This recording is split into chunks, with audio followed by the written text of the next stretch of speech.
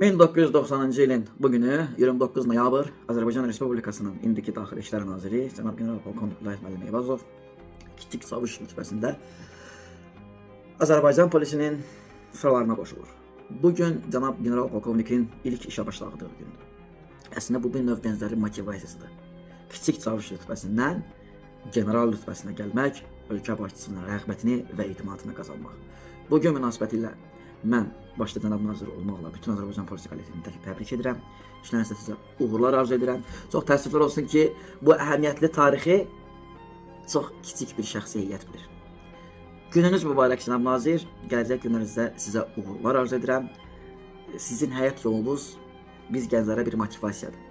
Bəzən həyatda hər şeyə sıfırdan başlamaq olar. Nəfəs var, irəli.